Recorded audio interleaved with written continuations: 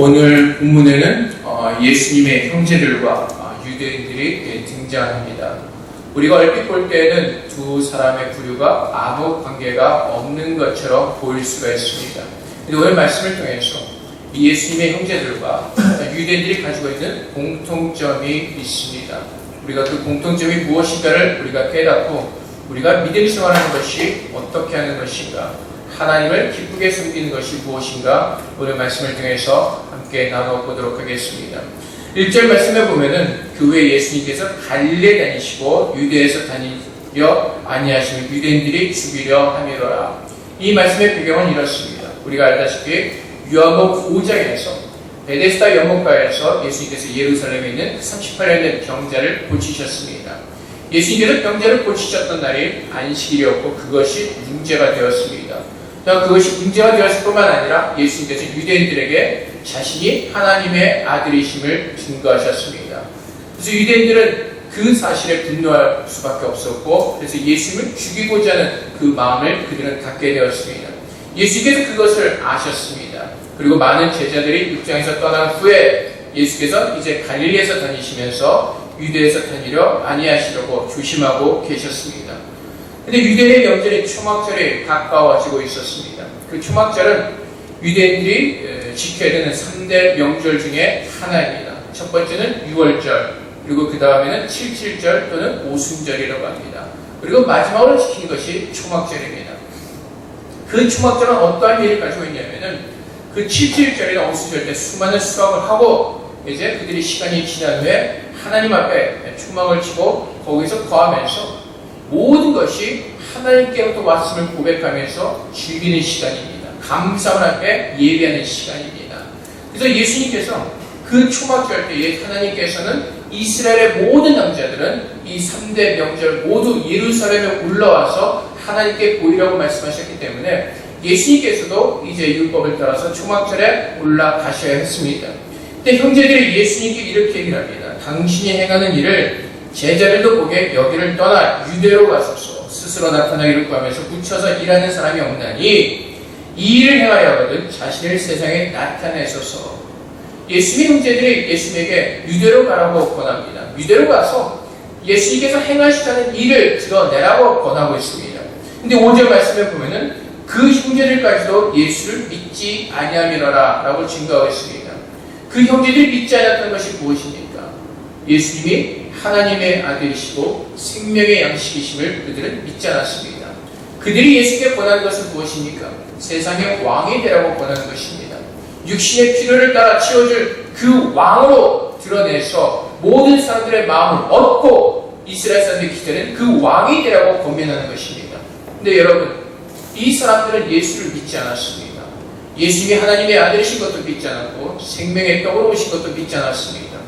이들이 구하는 것은 무엇입니까? 예수를 통해서 자신들의 육신의 필요를 얻고자 하는 것입니다. 예수를 통해서 자신들이 증명되어지고자 하는 것입니다. 내가 예수님의 형제요 오른편에 있고 왼편에 앉을 사람이라는 것을 증명해 보이기를 원하는 것입니다. 그들은 예수님에 대해서 예수께서 살리는 것은 영이라고 말씀하셨고 영생의 말씀이 주님께 있음을 알지도 못하였고 그들이 오직 생각했던 것은 세상의 것만을 생각하였습니다. 그래서 예수님의 형제들까지도 예수님을 부추기고 있습니다. 올라가셔서 세상에서 하신 일을 드러내라고 권면하고 있는 것입니다. 예수님 자신을 증거하라고 하는 것입니다. 네, 여러분, 예수님은 자신을 증거하러 오지 않으셨습니다. 예수님은 하나님의 뜻을 이루시기 위해서 하나님의 어린 양으로 주님께 순종하기 위해서 이 땅에 오셨습니다. 예수님께서 40일 금식 기도를 마친 후에 가진 싸움이 무엇입니까? 예수님을 증거하라는 것입니다. 마귀가 계속해서 유혹하는 것이 무엇입니까? 당신이 하나님이심을 증거하라는 것입니다. 근데 예수께서 이 땅에 오신 목적은 인간의 옷을 입으시고 이 땅에 오셔서 우리를 구원하실 하나님의 어린 양으로 오셨던 것입니다. 근데 사람들은 그것을 모르고 자꾸 예수님을 증거하라고 유혹하고 있는 것입니다. 그래서 예수님의 형제들은 예수님을 통하여서 자기들이 증거를 받기를 원하였습니다. 그래서 유대로 가자고 예루살렘으로 가자고 계속해서 예수님을 독촉하였던 것입니다. 근데 예수님께서 뭐라고 말씀하시죠? 내 때는 아직 이르지 아니하였으니 너희는 올라가라고 말씀하십니다. 그리고 주님께서는 그 명절에 올라가지 아니하셨습니다. 예수님께서 동생들에게 말씀하신 내가 세상의 일을 악하다고 증언하기 때문에 세상 사람들이 예수님을 미워하고 있다고 말합니다. 예수님께서 세상을 악하다고 증거하신 것은 세상의 도덕적인 무너진 것들을 악하다고 말씀하신 것이 아닙니다. 예수님께서 세상의 악함을 증거하신 것은 하나님을 믿지 않는 것을 주님께서 지적하고 계신 것입니다. 예수님께서 이 땅에 오신 것은 죄인들을 부르러 오셨습니다. 세상의 악한 것, 하나님을 믿지 않는 그 불쌍한 영혼들, 사망 가운데는 그 고통당하는 영혼들을 위해서 우리 주님께서 오셨습니다. 그래서 주님께서는 그분에 따라 이를 때까지 그분은 기다리셔야 되는 것입니다. 근데 어쨌든 형제들이 먼저 올라왔고 예수님께서 10절에 보면 그 형제들이 올라간 후에 자기도 은밀히 올라가셨습니다. 그리고 그 명절 중에 많은 사람들이 예수를 찾았습니다. 왜냐하면 예수님께서 명절마다 올라오셔서 가르치셨기 때문에 그렇습니다. 근데 그 당시에도 수많은 사람들이 예수를 찾았습니다. 많은 무리 중에서 예수에 대한 수근거림이 있었습니다. 좋은 사람이다, 아니다, 사람을 미혹하는 사람이다. 근데 여러분, 그 사람들도 예수님이 누구이신지를 정확히 모르면서 예수를 기다리고 있었습니다. 호기심과 어떤 또는 그들의 어떤 그 필요를 따라서 주님을 기다리고 있었을 것입니다. 병을 고쳐주시지 않을까? 내 육신에 필요한 먹을 것을 주시지 않으셨을까? 근데 예수님께서 이제 명절의 중간이 되어서 성전에서 올라가셔서 가르치기 시작하십니다. 그때 가르치실 때 문제가 됐던 것이 뭐냐면 유대인들이 놀랍게 여기는 것이 있습니다. 이 사람은 배우지 아니하였거늘 어떻게 그를 아느냐, 배우지 아니하였는데 어떻게 그를 아느냐라고 반문을 하고 있습니다. 어떤 사람들은 이렇게 얘기를 합니다. 성령께서 가르치셨기 때문에 예수님께서는 배우지 않고도 모든 것을 다 하실 수 있다고 이렇게 말을 합니다. 물론 예수님은 하나님의 아들이시기에 이렇게 하십니다. 하지만 우리는 아닙니다. 어떤 사람들이 이렇게 얘기하죠. 예수님도 그렇게 배우지 않고 하셨기 때문에 우리도 성령께서 감동해서 우리를 가르쳐 주시면 우리도 배우지 않고도 모든 것을 다 할 수 있다고 가르치는 사람들이 있습니다. 성령의 감동을 가르치는 사람들이 있습니다. 이것은 다 거짓된 것들입니다. 예수님이셨기 때문에 이렇게 하시는 것입니다. 성령의 감동이 무엇입니까? 우리는 성령의 감동에 대해서 너무나 쉽게 말을 할 때가 있습니다. 근데 굉장히 이것은 조심스럽고 굉장히 무서운 것입니다. 성령의 감동이 무엇입니까? 여러분들의 느낌이나 동의를 구하는 것이 아닙니다. 성령의 말씀이 어떻게 씌워졌죠? 하나님의 영의 감동을 따라 씌워진 하나님의 말씀입니다. 성령의 감동은 무엇입니까? 하나님께서 이 말씀, 성령의 지혜를 따라 우리에게 가르쳐 주시고 이 말씀을 따라 살도록 은혜를 주시는 것이 성령의 감동입니다. 그런데 요즘 시대에 성령의 감동이라는 말을 너무나 두려워하지 않고 자기 멋대로를 사용하는 경우가 너무나 많이 있습니다. 그래서 우리는 너무나 조심해야 될 말입니다. 하나님께서 우리에게 요구하시는 것은 순종입니다.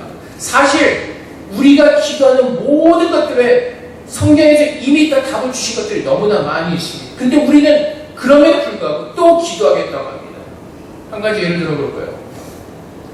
우리가 이제 한 10여 년 넘게 캄보디아에 있는 고아들을 돕고 있습니다. 대만돈 1,000원이면 그들이 어린아이들 한 사람이 한 달 먹고 공부할 수 있는 돈입니다. 그래서 우리가 굉장히 10년이 넘는 동안 그 아이들을 돕고 있습니다.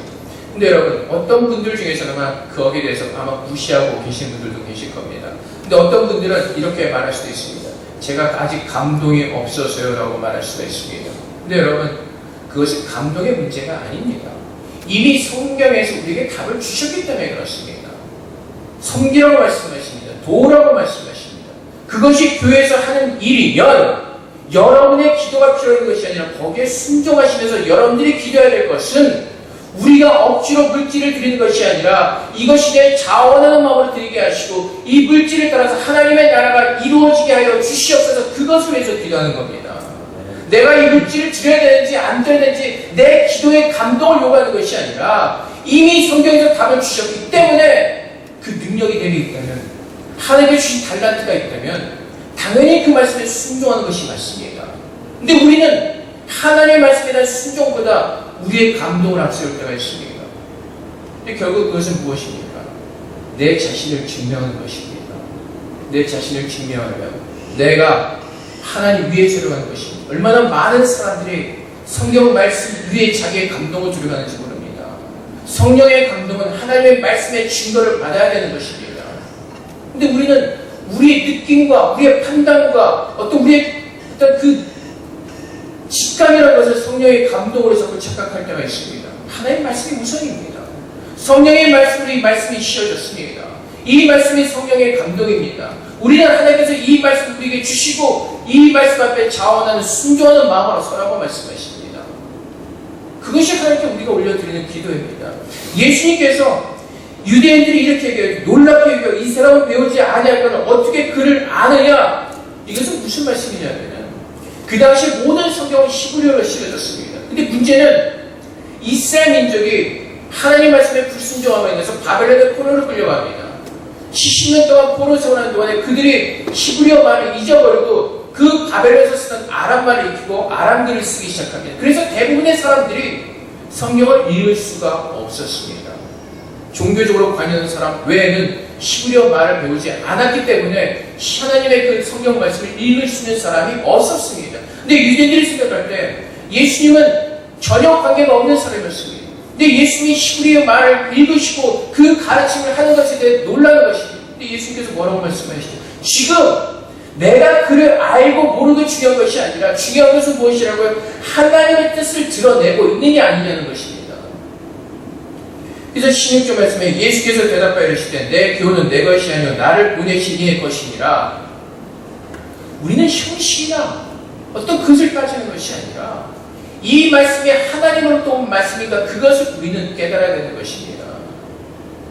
그래서 주님께서 계속해서 말씀하시죠. 사람이 하나님의 뜻을 행하려면 이 교훈이 하나님께로부터 왔는지 내가 스스로 말함인지 알리라. 하나님의 뜻을 분별하는 방법이 여기에 있습니다. 스스로 말하는 자는 자기 영광만 구하네. 스스로 말하는 자는 자기 영광만 구하네. 그래서 무엇입니까? 유대인들이 율법을 가지고 그 율법을 지킨 것에 힘썼던 것이 무엇입니까? 나는 이스라엘 민족이라는 것입니다. 나는 아브라함의 자손이라는 것입니다.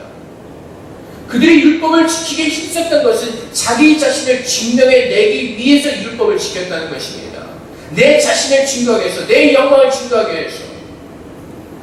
그래서 우리가 고린도전서 말씀을 통해서 배웠듯이 많은 고린도 교회 성도들이 어떻게 하죠? 나는 아볼로에게 속한 사람, 나는 게바에게 속한 사람, 나는 바울에게 속한 사람이다. 그것을 강조하는 이유가 무엇이라고요? 나는 아볼로를 택한 그 눈이 있고 그 지식이 있다는 겁니다. 나는 바울을 택할 수 있는 그런 감각이 있고 나에게 그 똑똑함이 있다는 것을 증명해내기 위해서 그 사람들을 끌어들이는 겁니다. 그리고 결국에는 무엇이요? 나는 이런 사람이라는 것을 증거해내는 겁니다. 그리고 그들이 받은 성령의 감동이라는 것을 가지고 교회를 어지럽히는 겁니다. 서로가 예언을 하고 서로가 방언을 하고 서로가 가진 은사를 가지고 하나님의 교회가 질서 있게 쓰는 것이 아니라 사람들이 자기 어떤 능력을 가지고 자기를 증명하기에 바빴다는 것입니다. 그래서 예수님께서 그들에게 책망하신 것이 바로 그것입니다. 사람이 하는 것, 사람이 증리해서 율법을 지키는 것이 아니라 하나님의 뜻을 먼저 구하라고 말씀하십니다. 하나님께서 먼저 무엇을 말씀하시지 그 뜻을 구하라고 말씀하십니다. 근데 우리는 자꾸 우리도 모르게 내가 나를 증거하려고 합니다. 나를 믿음 생활하면서 또는 내가 하나님의 교회 다니면서 나를 증거하려고 합니다. 근데 그 증거는 말들이 똑같을 수가 있습니다. 예를 들어볼까요? 어떤 사람이 문제가 있을 때 기도하면 되라고 말할 때가 있죠. 물론 정말로 진심으로 그 상대방의 기도를 하기 원하는 마음으로 그렇게 권면하는 사람들도 있고 또 한편으로는 나는 기도하는 사람이다. 나를 증명에 대해서 그렇게 말하는 사람들이 있다는 것입니다. 들을 때는 똑같은데 그 마음에 담겨있는 것은 틀리다는 것입니다. 하나님 말씀을 묵상해 그 모든 것이 다 있어. 그것이 정말 그래서 느껴서 그 사람의 그 좋은 것을 전하기 위해서 하는 말과 나는 하나님 말씀을 읽는 사람이라고 증거하는 것은 분명히 다르다는 것입니다. 근데 우리도 모르게 우리가 믿음 생활할 때 내 스스로를 증거하려 할 때가 너무나 많이 있습니다. 그래서 직분을 가지고 증명할 때가 있죠. 내가 장로입니다. 내가 권사입니다. 계급장이 아닙니다. 장로, 권사, 직분 받은 사람들 목회자와 목회를 편의할 수 있도록 어려움이 없도록 옆에서 도와주면서 협력하여 섬기는 것이 직분자들의 할 일들입니다. 하나님께서 주신 달란트를 가지고 하나님께서 맡기신 것을 가지고 힘써 섬기는 것이 직분자들이 해야 될 일입니다. 근데 그 직분이 나를 증명하는 어떤 그것으로 이용되어질 때가 있습니다. 그래서 어떨 때 보면은 한국 같은 경우는 무슨 뭐 장로, 장립식, 뭐 권사집식 되게 거창하게 합니다. 그러다 보니까 무엇인가 된 것 같은 자기도 모르게 스스로 교만함에 빠질 때도 있습니다. 입으로는 겸손하게 하지만 그 속 안에는 수많은 교만함으로 가득 찰 수도 있다는 것입니다. 그래서 우리가 날마다 우리가 하나님 앞에서 우리 자신을 돌아보지 않으면 그 교만이라는 것은 늘 우리 안에서 솟아나오게 되어 있습니다. 예수님께서 유대인들과 그 형제들을 지적한 것이 바로 그것입니다. 그들이 원하는 것이 무엇이라는 것입니다. 진명입니다. 자기 진명입니다. 하나님 앞에서 하나님을 높이는 것이 아니라 내가 높아지는 그 죄악된 삶 가운데 사는 것입니다. 그래서 우리도 모르게 하나님 말씀에 먼저 순종해야 되는 것을 잊어버리고 성령의 감동, 내가 기도해 볼게. 그래서 대부분의 기도해 볼게라 사실 거기 이미 대답이 다 있습니다. 내 느낌의 동의를 구해보겠다는 것입니다. 내 생각의 동의를 한번 구해보겠다는 것입니다. 근데 하나님이 이 성경 말씀을 통해서 성령의 감동으로 이 말씀을 쓰시고 우리에게 이미 모든 것을 다 밝히 보여주시고 계십니다. 하나님께서 원하시는 것은 생명의 말씀에 대한 영생의 말씀에 대한 순종의 제사를 요구하고 계시는 것입니다. 그래서 예수님께서 초막절에 올라가신 이유가 거기에 있습니다. 초막절은 언제 지킨다고요? 우리가 수확한 모든 것을 다 거두어 놓고 초막에 들어가서 하나님의 그 은혜를 우리가 깨달으면서 모든 영광 앞에 올려드리며 하나님께로도 왔음을 우리가 느끼며 감사함을 주 앞에 예배하는 시간입니다. 그렇다면 예수님께서 이 땅에 오셔서 우리를 구원하셨습니다. 영원한 안식으로 우리를 주님께서 우리를 초청하셨고 그 영원한 안식 가운데 들어가게 하셨습니다. 그렇다면 우리들의 삶은 무엇입니까? 나를 구원하신 그 하나님의 은혜에 감사하면서 그분의 은혜를 누리는 믿음의 삶을 살아내야 되는 것입니다. 하나님께서 기뻐하시는 죽기까지 순종하셨던 그 그리스도의 말씀에 순종하면서 우리는 주의 말씀 앞에 서서 주님을 증거하는 삶을 살도록 우리는 부름을 받았습니다. 그래서 우리가 주님의 안식에 들어왔을 때 우리가 느끼는 것이 무엇입니까? 내가 한 것이 아무것도 없음을 알게 되는 것입니다. 하나님께서 초막절에 들어와서 알게 하신 것이 무엇입니까? 애굽에서 불러내서 광야길을 걷게 하시고 가나안 땅에 들어가게 하신 모든 것이 하나님의 은혜로 이루어졌음을 그들에게 알게 하시고 그것을 감사하게 하신 겁니다. 우리가 주님의 안식에 들어왔다면 우리가 깨달아야 되는 것은 오직 하나님의 은혜로 이루어졌기에 나는 사라지고 내 안에 지금 임재하신 그 예수 그리스도를 바라보면서 주의 말씀대로 순종하는 삶을 살아내는 것, 그것이 하나님께서 가장 기뻐하시는 삶인 것입니다. 주의 말씀을 분별하면서. 근데 우리는 주의 말씀을 어떻게 사용합니까? 내 자신을 증거하는 데 자꾸 사용하려고 합니다. 그것이 바리새인의 모습입니다. 우리가 너무나 잘 아는 것처럼 바리새인이 기도하러 올라갔습니다. 옆에 세리가 있었습니다. 근데 바리새인이 뭐라고 말하죠? 나는 저 세리와 지커적하냐 했을 때 죄 짓지 않았습니다. 나는 하나님께서 말씀하신 대로 일에 2번씩 금식하였고 11조도 잘 드렸고 잘 섬겼습니다. 사람들이 볼 땐 누가 더 거룩합니까? 사람들이 볼 땐 누가 더 믿음의 삶을 잘 살았습니까? 바리새인입니다. 세리는 어떤 사람이죠? 아주 지저분한 사람입니다. 그 자기 동족들의 피를 빨아먹고 사는 사람 같은 아주 무시당하는 사람입니다. 고리대금업자 같은 아주 지독한 사람이었습니다. 근데 세리는 어떻게 기도하죠? 자기의 연약함, 자기 스스로 바뀔 수 없음을 깨닫고 주님 앞에 나와서 통곡하며 기도하는 겁니다. 근데 예수님께서 제자들에게 세리의 기도를 하게 받으셨다고 말할 때 제자들은 어떻게 해서 놀라는 겁니다. 사람들은 무엇을 보고 판단합니까? 겉모습을 보고 판단합니다. 근데 하나님은 무엇을 보신다고요? 그 마음의 중심을 보신다고 말씀하십니다. 우리의 힘으로 아무것도 이루어진 것이 없음을 깨닫고 날마다 주 앞에 나가서 하나님의 은혜를 구하는 그 삶을 살게 하신 것, 그것이 바로 하나님께서 우리를 향하신 뜻입니다. 근데 유대인들도 그렇고 율법을 지키는 것이 자기들을 증명하는 것이 되었습니다. 율법을 가지고 있는 것이 아브라함의 자손이라는 것이 구원을 받는 조건이 되어버렸습니다. 하나님은 그 마음을 달라고 말씀하십니다. 겉모습이 아닌 그 마음속에 하나님을 채우고 그 마음을 달라고 말씀하십니다.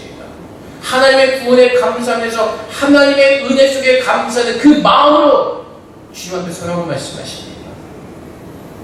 근데 우리가 좀 기도하다 보면 내가 기도하는 사람이 되었습니다. 그래서 기도하는 사람을 정죄합니다. 내가 말씀을 묵상하다 보면 말씀을 묵상하지 않는 사람들을 정죄합니다. 그렇게 살면 안 된다고 얘기합니다. 그렇다면 내가 그렇게 살게 된 이유가 어디 있습니까? 하나님께서 나를 그렇게 살게 하신 겁니다. 그럼 우리의 기도는 무엇이 되어야 되죠? 하나님께서 그 사람의 마음 같아서 하나님의 길로 인도하기를 기도하는 겁니다. 근데 우리도 모르게 자꾸 바리새인이 되어갑니다. 괴물이 되어갑니다. 믿음이 잘하는 생활 잘하는 것 같은데 아주 무서운 괴물들이 되어가는 것입니다.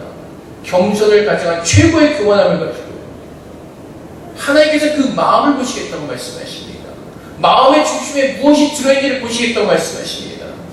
그래서 주님께서 말씀하시는 건 무엇이죠? 외모로 판단하지 말고 공의롭게 판단하고 말씀하십니다. 공의가 무엇입니까? 하나님의 말씀입니다. 하나님의 공의를 주신 분이십니다. 하나님의 말씀으로 판단하시겠다는 겁니다. 성령의 감동으로 쓰여진 하나님의 생명의 말씀을 믿고 그 말씀에 믿음으로 거하면서 그 말씀에 순종의 열매를 맺고 있는지 하나님의 공의로 판단하시겠다는 겁니다. 겉모습은 똑같이 보여질 수가 있습니다. 근데 그 속은 분명히 다르다고 말씀하십니다. 우리가 말하는 것, 우리가 믿음 생활하는 모습 똑같을 수 있습니다. 하지만 하나님은 그 마음을 보시겠다고 말씀하십니다. 그래서 여러분, 오늘 말씀을 통해서 우리 자신 한번 돌아보기로 합니다. 내가 예수를 찾아 나오는 것이 예수님의 형제들처럼 예수를 믿는다는 것으로 내 자신을 증명해 내려가는 것인지, 아니면 유대인들이 율법을 지킴으로 말미암아 자신들을 증명해 내려가는 그런 믿음의 삶을 살고 있는지 우리 자신을 돌아보기로 원합니다. 우리는 하나님 앞에서 아무것도 아닙니다. 내가 무엇인가 된 것 같아도 우리는 주님 앞에서 주님의 자녀일 뿐입니다. 우리 하나님의 위대한 분이시고 그분만이 내 모든 것을 채우시는 복의 근원이십니다. 우리는 우리가 조금만 뭐 하면 잘하는 것 같은 착각 속에 빠져서 자꾸 올라서려고 합니다. 그래서 주님께서 뭐라고 말씀하시죠? 섰다 할 때 넘어질까 조심하라고 말씀하십니다.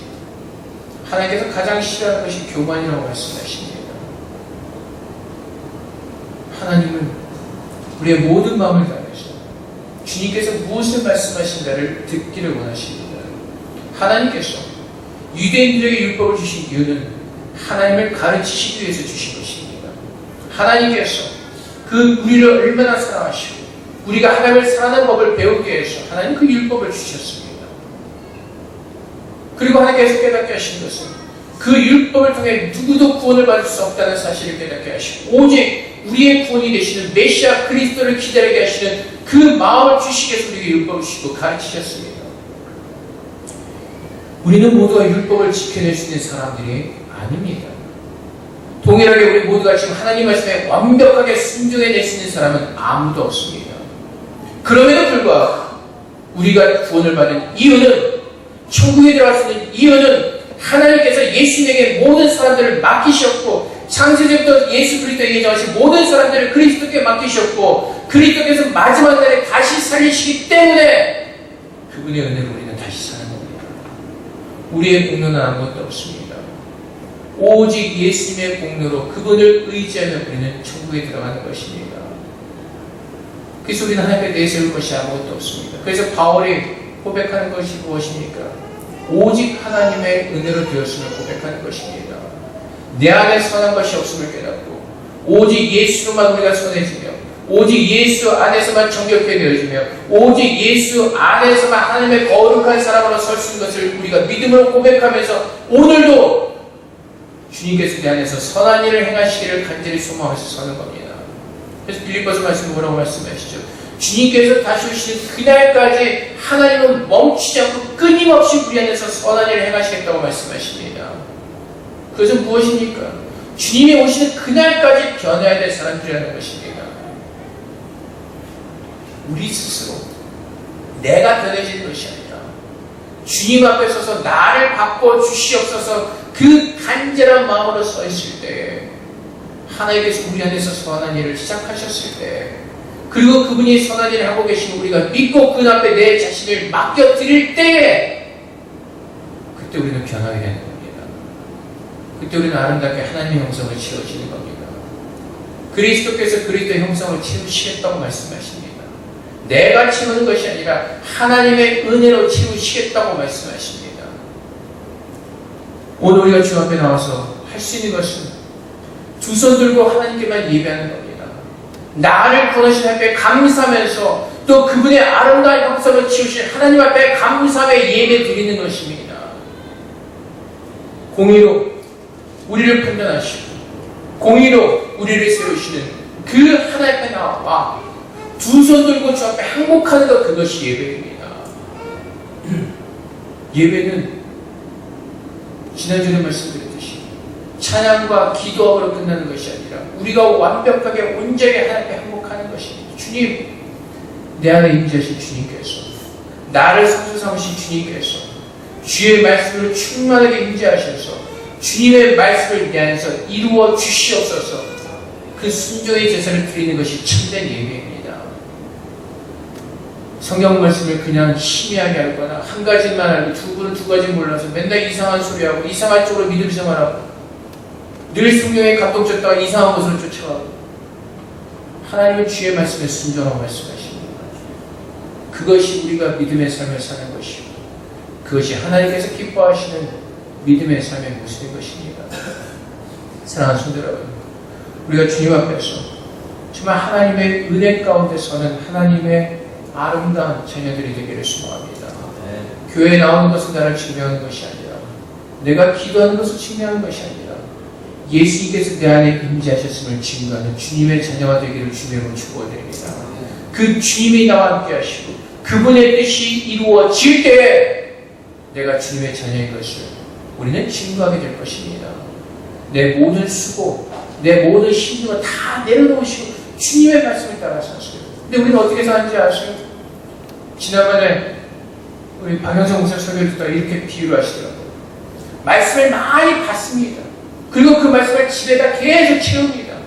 말씀을 받아서 은혜 받았다고 열심히 채웁니다. 채우다 보니까 집에 들어가서 공간이 없어서 밖에 나와 있는 겁니다. 그래서 밖에 나와서 비가 오면 비 오는 대로 맞으면서 슬퍼하면서 힘들어하면서 우리는 그렇게 살고 있다는 겁니다. 참된 하나님의 은혜를 누리지 못하고 쌓아놓기만 하다가 그 은혜를 누리지 못하고 그 집 밖에서 힘들고 어렵게 믿음을 가지고 있다고 하면서도 믿음 안에서 하나님의 은혜 가운데 서지 못하고 힘들고 어렵게 살아가는 그 모습으로 서 있다고 비유하는 설교를 들었습니다. 우리 모두가 그렇게 살지 않기를 바랍니다. 주의 말씀을 주시는 대로 내가 먹고 그 영생의 삶을 살아내는 정말 하나님의 순종함으로 말미암아 순종할 되신 하나님의 능력으로 세상을 이기며 주의 말씀에 열매를 맺는 그 믿음의 삶을 우리 모두 다 살아내시길 주님으로 축복드립니다. 하나님은 그렇게 우리를 부르셨고 오늘도 그렇게 살도록 하나님께서 지금도 우리 안에서 역사하시고 계십니다. 그 하나님과 동행하시는 가운데 주님 오신 그날에 칭찬받는 하나님의 아름다운 성도로서 책망받지 않는 잘했다 충성된 종이라는 칭찬 듣는 하나님의 귀한 종으로 사시는 가운데 주님 오신 마지막 날에 생명의 면류관을 받고 영생의 천국으로 들어가시는 그 복된 삶을 사시기를 주님으로 축복드립니다. 우리 함께 기도하겠습니다. 하나님, 나를 증거하며 살고자 하는 모든 거짓된 믿음의 모습들을 다 버리게 하시고 정말 하나님의 말씀을 임재하셔서 그 말씀에만 순종하며 하나님의 영광을 증거하는 믿음의 삶을 살 수 있도록 하나님께서 우리를 축복해달라고 이 시간 주 앞에 기도하며 나가도록 하겠습니다. 기도하겠습니다. 우리의 모든 거짓된 믿음들을 버리게 해주시옵소서. 내 자신을 증거하는 모든 거짓된 믿음들을 버리게 해주시고 주님 앞에 우리의 모든 것들을 다 비우고 엎드리게 하여 주시옵소서. 아버지 하나님, 우리가 누구인가를 알게 하여 주시옵소서. 정말 하나님의 뜻이 무엇인지 옳게 분별할 수 있는 지혜를 우리에게 부어 주시옵소서. 사랑의 아버지 하나님, 우리가 정말 하나님의 말씀을 옳게 분별하게 하시고 그 말씀에 순종하시는 은혜를 우리에게 주어 주시옵소서. 아버지 하나님, 정말 우리가 해야 될 것이 무엇인지, 정말 주님께서 기뻐하실 것이 무엇인지를 깨닫게 하여 주시옵소서. 공의로 판단받게 하여 주시옵소서. 주의 말씀으로 깨닫게 하여 주시옵소서. 우리의 모든 삶이 주의 말씀 앞에 비춰지게 하시고 그냥 우리의 모든 삶이 주에게 되어지게 하시고 그 말씀으로 인해 다시 하나님의 사람으로 세워지는 귀한 은혜를 주님의 정말 안에 들어왔습니다. 이제 우리 모두가 하나님의 은혜를 받고 있었습니다. 아버지 하나님, 우리 모두를 주님의 구원의 은혜를 누리는 기쁨의 자녀 되게 하시고 하나님의 섭리하신 가운데 우리가 알아서 모든 말씀의 은혜를 믿음으로 순종해 드리는 주님의 자녀 되게 하여 주시옵소서. 주님 감사합니다. 예수께서 오늘도 함께 하시고 우리를 새롭게 하시는 감사합니다. 주님 감사합니다. 모든 영광 주께 드립니다. 사랑의 아버지 하나님, 우리가 주님의 은혜를 입고 구원받은 영생의 삶을 살면서도 아버지 하나님, 우리의 미련함으로 인하여 그 구원의 은혜를 잃어버리고 믿음으로 우리 자신을 증명하려고 사는 거짓된 믿음의 삶을 살지 않은 우리 자신을 돌아봅니다. 주의 말씀으로 확실하게 우리에게 보게 하여 주시옵소서. 깨닫게 하여 주시옵소서. 우리도 모르게 우리의 교만함으로 인하여서 나를 증명하고자 했던 모든 믿음의 거짓된 모습들을 제하여 주시고 오직 예수 그리스도께서 임재하신 그리스도의 모습만을 증거하는 증인으로 설 수 있도록 하나님 주님 그렇게 우리 한 사람 한 사람을 세워 주시옵소서. 우리를 주님의 성소로 삼으셨습니다. 주의 말씀으로 우리 가운데 임재하셨습니다. 주의 말씀으로 충만하게 채우시고 그 말씀 앞에 겸손히 엎드려 순종하는 믿음으로 역사하여 주시옵소서. 그래서 아버지 하나님, 내가 내 자신을 증거하는 것이 아니라 우리 안에 계시는 예수 그리스도만을 증거하는 참된 믿음의 삶을 살게 하시고 참된 증인의 삶을 살도록 주님 축복하여 주시옵소서. 우리들의 모든 허망했던 것, 거짓되었던 것 주 앞에 다시 한번 회개합니다. 공의로 우리를 판단하시고 참된 하나님의 말씀으로만 채워지는 은혜를 누리는 정말 주님의 장막 아래서 그 초막절의 은혜를 누리는 주님의 자녀 되게 하여 주시옵소서. 감사의 예수 그리스도 이름으로 기도합나이다. 아멘.